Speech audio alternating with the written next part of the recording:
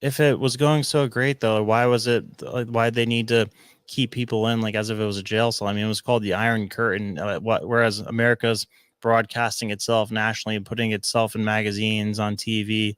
Whereas Russia, you don't know anything, or Soviet Union, you don't know anything about it. China today, you hardly know anything about it. I mean, North Korea, it's like a prison state where people aren't allowed to leave. So, why do these places who tend to be communist feel the need to entrap their people and prevent them from leaving if it's so desirable? Firstly, I don't think that China is trapping or Russia is trapping their people. I don't even necessarily think that's true in the case of North Korea, although I will agree that North Korea is much more enclosed and secretive than the previous two countries I mentioned. But regardless, the reason these societies are not open, quote unquote, is because they are protecting their sovereignty. They're protecting attempts by the CIA and by the military industrial complex and by the ruling classes centered in the Wall Street and City of London international banking system from totally destroying their societies, from totally subverting them, from inciting and causing panic and confusion on a mass scale. Could people access Western literature? Absolutely. Could they access Western media? Absolutely. If you knew where to get it, anyone could, right? Even in North Korea today, North Koreans have access to Western media. No, But no, they don't. People who escaped there said it's this horrific place. I mean, we had Naomi Park on one of our shows with our founder here, and she's explained the horrors of it, and it was by the grace of God that she was able to escape. well, I don't want to be unfair because she isn't here, but if she was here, I would tell her to her face that she's a liar and she's a Come proven on, liar. She what are is. you I mean, talking it's about? it's not very it's not very pleasant to have to point this out, but she's a proven liar. Many have proven that her stories are wildly inconsistent. They have no basis in fact. They're not replicated by the testimonies of any other witnesses. They Because don't they're even all make locked up any. there. Sorry? Because they're all locked up there. How's there going to be other witnesses when you risking your life trying to leave the place? I think it's a little ridiculous to assume that Yenmi Park is the only person who has left North Korea. Um, No, I'm not assuming that, but I'm sure a lot of people who do escape don't try to, get in the limelight after doing it because they're still at risk. on the contrary, there is a huge material incentive for them to tell these kinds of stories because once they leave North Korea, they lose all of the benefits they used to have. They lose the family and social connections they had before. They're totally stranded and left on their own. Many of them are trafficked into sex trafficking and other kinds of forms of slavery in the South. But for those that aren't, it's really hard to make a living on their own. So, one of the ways in which there's a material incentive to make a living is to go famous and viral, basically telling wild and sensational stories about a country that is very secretive and which Western audiences remain fascinated by. I mean, there's a demand to know about exactly what's going on in North Korea. There's a sensationalism to it. And Yenmi Park, I think, is the epitome of the kind of industry that has been built off of feeding that demand, but in a way that is just so at odds with just any kind of common sense reality. It's not even plausible logically if you think about it.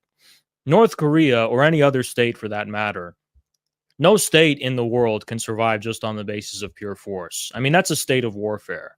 If it's just in a state of pure force, that implies there's a contestation going on. Human beings are not cattle. Human beings, But that's why their GDP is so low. I mean, North Korea and South Korea is the most perfect case study of what happens under Western culture versus Soviet Union culture. I mean, Soviet Union took North Korea, U.S. took South Korea, and they adopted their culture. Look at the two. So South Korea's got $1.6 trillion GDP. North Korea's got $48 trillion GDP. You look at one of those things with the electricity grids. It's one of the darkest places on earth. They have that's constant. actually, I recommend you look at real photos of the electricity in the North and South. It's just kind of a meme. But I grant your point. South Korea is much more developed and advanced than the North right now. But let's add some context here. For the better part of the post war 20th century, in which both states existed, North Korea actually had a better living standard than the South. It wasn't until When the 1970s um, where the South, the fruits of the Marshall Plan really started kicking in, that the South experienced the kind of super industrialization it did because it had access to the entire international world market. including the United States. North Korea can't sell its products to the United States. As a matter of fact, they can't sell their products to anyone nor import products because they're sanctioned. So they don't have the advantage of having any access to international trade or the international market.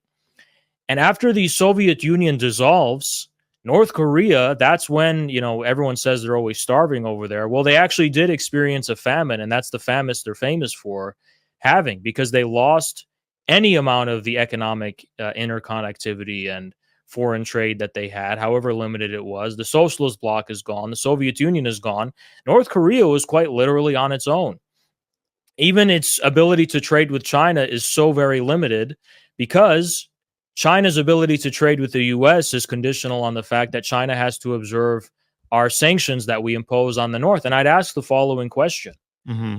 If the North's system is so fundamentally worse than the South's, and if it's so much worse in all of these ways, why do we find it necessary to prevent them from having an opportunity to trade with the world? Why do we sanction them? Why do we contain them? Why do we harm them and try to overthrow their government? Why can't we just leave them alone and see how things will go? Well, I mean, because they've been hostile to us and, threatening us with nuclear weapons for the past decade, for one. But which came first? Because I think the nuclear weapons came only after we adopted such a hostile and belligerent stance to the point where we don't even recognize them as a sovereign country. Well, I'd say because of the threat that they pose to potentially North Korea, which is a country that we, You mean the South? Or that's what I mean. South Korea, which we helped groom and develop, and we don't want to empower a potential hostile adversary that's right next to them. But think about this from the perspective of Korean honor and national pride. What right did we have to occupy the southern portion of that peninsula and impose a military dictatorship against the will of the people that were living there? Just because imposed in South Korea? Yes. I would say that's protecting them and enabling them. I'd say the Soviet Union imposed themselves on North Korea. Then why did all Soviet troops agree to leave at the request of the North Korean government, whereas U.S. troops didn't leave? To this day, they're still in the South. I would say to protect them from North Korea, and then protect them from North Korea. But and think North about Korea, this. they put somebody in charge. But don't you think the North also needed protection? They told all the Soviets very early on in the 40s and 50s to leave, totally leave. The Soviet occupation ended in the 40s, but the U.S. occupation continues to this day. How can a country be sovereign if it's occupied by foreign troops, if you are forced to have a foreign military base on your soil? I would say it's both in their best interest and both in our best interest. I mean, it'd be one thing if they were asking us to leave, but I think they appreciate that we're there. But why couldn't we let them decide in the 1940s when several protests and rebellions broke out in the South and the military dictatorship we appointed responded by massacring and killing all of them? Yeah, but you're going to say that a massacre in South Korea compared to what we see in North Korea? I mean, I think you're being really selective here with the facts. I mean, you're citing, one or two people or one or two sources saying that, no, North Korea is not this hostile place when we know nothing about it because they make themselves invisible and secretive to the world. But you're talking about this one thing that happened in South Korea. Maybe a massacre happened after that, but in the 1940s and the 50s, around the Korean War, there were no massacres in the North. There was no observed recorded massacres. And yes, people did have access and knowledge about these things at the time. It was the South and the military dictatorship in the South which had to massacre the Korean people in order to fulfill the U.S.'s interests. But North Korea is in a constant state of massacre. I mean, look what happened to the one kid who went there and took the painting off the wall. They put him in a prison camp and he came back and he was brain dead. That type of thing doesn't happen in South Korea. Well, that's an example of someone going over to that country from the United States, who they welcomed with open arms and allowed to be in their country. I mean, that's pretty remarkable considering what the United States has done to Korea and our war there, how much people we raped, tortured, bombed, massacred, and killed. So they let this guy in with open arms and he outright disrespected them. He did something he knew he wasn't allowed to. He stole from them and they didn't take too kindly to it. But that shows their characteristics, though. Like the one glimpse of what happens to you as a punishment inside the country, that's what happens. So, I mean, I think that's representative of what they are. I think the Koreans were extremely offended by what he did and took it as a form of extreme disrespect, hence the response that they had. Yeah, so imagine what it's like there day to day if that's the type of response they have for taking a painting off the wall. I don't think that that kind of harshness is there for day-to-day citizens because those are actual Koreans who live there and it's their state and it's their country. Whereas a foreigner who comes from a country that is known to Koreans for having done so much horrible atrocities and crimes against them and who to this day is continuing to sanction and embargo them, I think that's not really comparable. Yeah, I mean, I guess we're just going to disagree on this, but we've never seen anything like that in South Korea. It's a place that people feel totally comfortable going to, and Sure, but it's even our colony. We own it. yeah, but it's a much happier place than North Korea. I mean, that's where technology is developing. They're one of the best technological developing places in the world. They have all sorts of technology But does that companies. actually mean it's happier? Think about it. I mean, what's the suicide rate in South Korea? It's We pretty don't know. high Yeah, actually. and we Um, don't know the suicide rate in North Korea because everything's kept secret, and anything that's kept secret isn't something to brag about.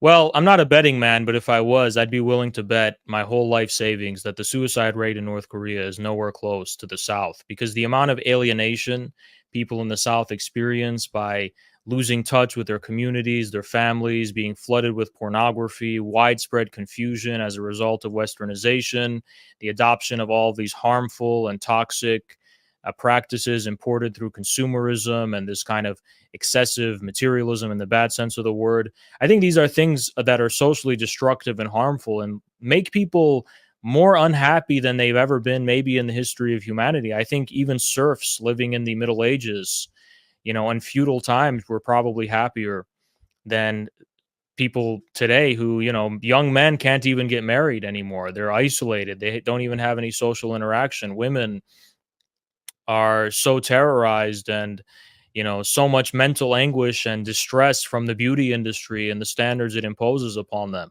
I think we shouldn't underestimate the fact that as much as material wealth has been a consequence of what we call capitalism historically, the spiritual destruction that this has wrought upon humanity also shouldn't be underestimated. And I think it's a significant driving factor, as a matter of fact, which is leading people in the direction of questioning these kinds of values and systems. Yeah, I mean, I agree. There's a negative side to a lot of these things. I mean, you get the internet, but then you also get, all the bad stuff comes with it, like porn and distracting things. But we also have all the information in the world at our fingertips. So I think there's a massive positive and, also a negative that comes with all of these things.